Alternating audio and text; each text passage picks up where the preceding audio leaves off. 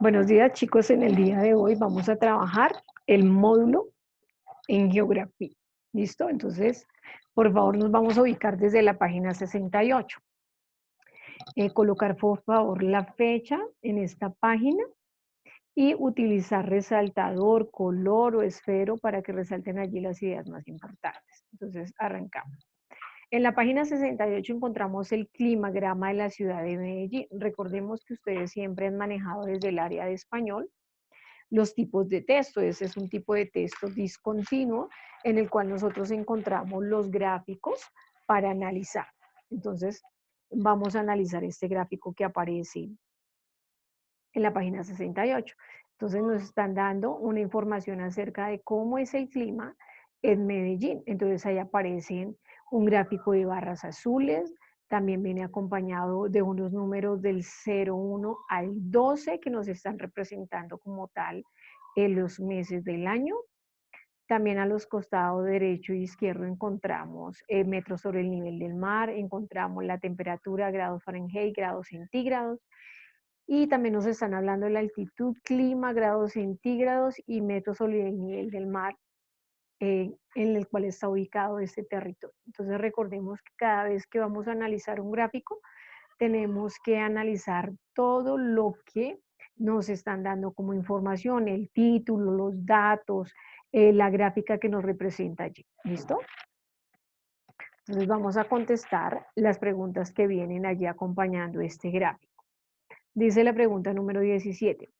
En la ciudad de Medellín la temperatura promedio es. Entonces tenemos que volver a verificar el gráfico para que ustedes identifiquen cuál es la temperatura promedio que nos están dando allí. Entonces dice la opción A, 21,5 grados centígrados, B, 22,1 grados centígrados, C, 22,2 grados centígrados y D, 21,6 grados centígrados.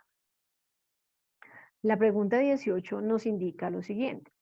La capital de Antioquia presenta una altitud de, entonces recordemos que cuando hablamos de altitud es la relación de esa distancia entre el nivel del mar y la altura que puede tener un territorio. Por eso hablamos sobre metros sobre el nivel del mar, que son las siglas que aparecen allí acompañando estas respuestas. Entonces tenemos en la opción A 1.750 metros sobre el nivel del mar, B, 1.610 metros sobre el nivel del mar, C, 1.475 metros sobre el nivel del mar y D, 1.620 metros sobre el nivel del mar. Entonces recordemos que ustedes deben volver a analizar el climagrama que aparece en la página 68 para que puedan dar solución a las preguntas que estamos socializando. Pregunta número 19. Los meses con menor precipitación en la ciudad de Medellín son. Entonces nos están hablando de las lluvias. Entonces, ¿en qué mes se presenta menos cantidad de lluvias en Medellín? Entonces las opciones serían A, abril y mayo, B, mayo y diciembre, C, enero y febrero, D, marzo y abril.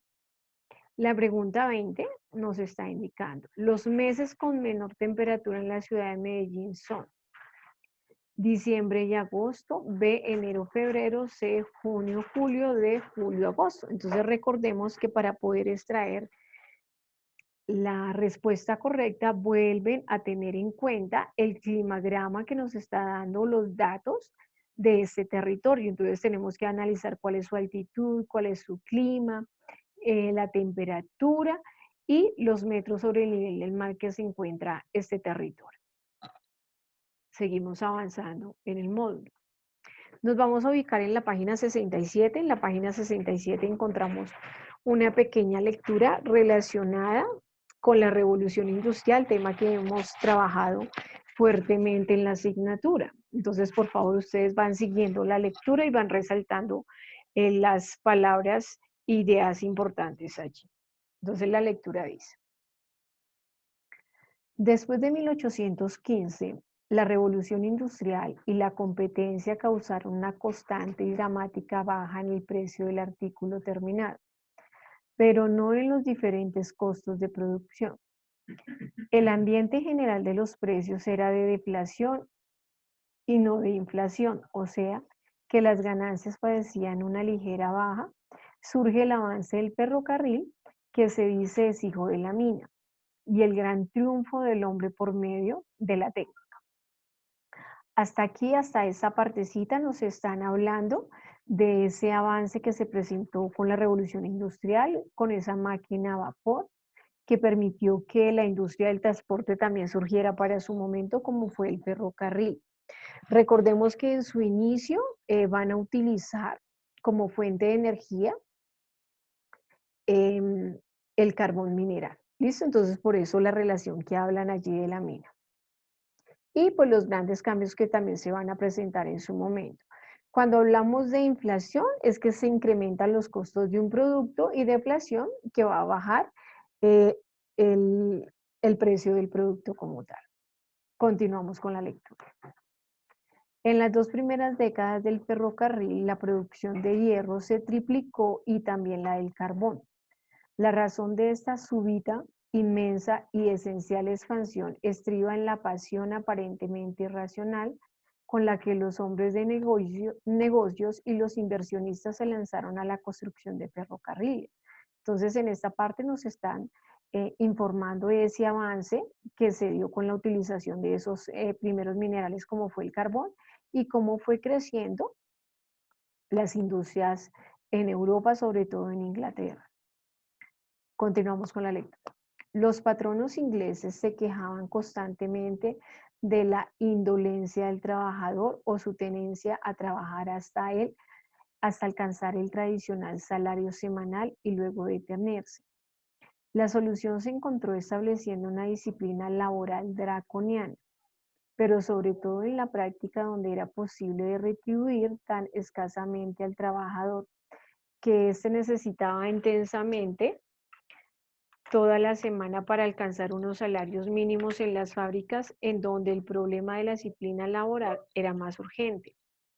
Se consideró a veces más conveniente el empleo de mujeres y niños, más baratos que los hombres, hasta el punto de que en los telares algodoneros de Inglaterra entre 1834 y 1847, una cuarta parte de los trabajadores eran varones adultos, más de la mitad de mujeres y chicas, y el resto muchachos menores de 18 años.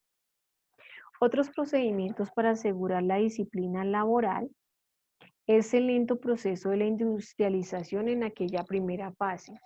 Fue el subcontrato, o la práctica de hacer de los trabajadores expertos los verdaderos patronos de sus inexpertos auxiliares. Entonces, en esta partecita recordemos que ese obrero, ese trabajador, ese proletariado, el burgués abusó como tal de la labor que ellos realizaban. Entonces los obligaban a trabajar jornadas adicionales, no les pagaban lo justo, si se enfermaban, pues los sacaban de las empresas.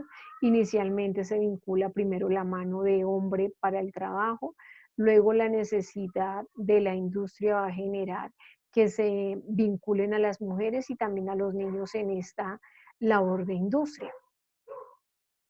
Y el trabajador que ya llevaba tiempo en la empresa era el encargado de indicar a los nuevos que llegaban a las fábricas cuál era el proceso, cuál era su obligación o función que tenía que cumplir como tal en la industria. Entonces aquí también se van a establecer como tales normas que debe cumplir ese trabajador inicial durante la revolución industrial, y todos los cambios que se van a presentar después de este proceso. Entonces, esto en cuanto a la lectura, chicos. En la siguiente página encontramos 2 preguntas relacionadas a este fragmento de lectura. Entonces, la pregunta número 15 dice: cuando en la lectura nos menciona baja del precio del artículo terminado, ¿a qué hace referencia esa frase? Baja del precio del artículo terminado. Entonces, opción A: hace referencia al final del proceso industrial con referencia de precio. B, primera fase del proceso industrial con una estructura de costo para precisar el precio. C, fase intermedia del proceso industrial con una referencia en cuanto a precio, y D, fase total en cuanto al precio, al proceso industrial con referencia al producto. Entonces recordemos que estamos hablando del producto terminado, ya sería el producto final que sale. Pregunta número 16. Según lo leído, podemos afirmar que la relación laboral, trabajadores y dueños de fábrica, entonces, ¿cuál sería esa relación de acuerdo a la lectura que acabamos de hacer entre el trabajador y el dueño de la fábrica? Entonces, recordemos que el trabajador era el obrero, el proletariado, y el dueño de fábrica es el burgués. ¿Listo? Entonces, opción A. Era una dinámica justa, ya que dependía de las ganancias para ajustar el salario. B. Era una dinámica propia del capitalismo, pero sin explotación laboral en ese periodo del siglo XIX. Y C. Existía una evidente explotación laboral, ya que trabajan una cantidad excesiva de horas para un pago mínimo. Y D. El régimen económico era justo, ya que la burguesía era dueña de los medios de producción. Entonces, vamos a trabajar estas 6 preguntas el día de hoy. Entonces, si tenemos que volver a retomar la lectura, entonces vamos a hacer otra vez la lectura de una manera de forma individual y van resaltando ideas. ¿Listo, chicos? Y ya les indico cómo me van a entregar las respuestas de este trabajo del módulo del día de hoy. ¿Listo? Entonces, por favor, continuamos la lectura.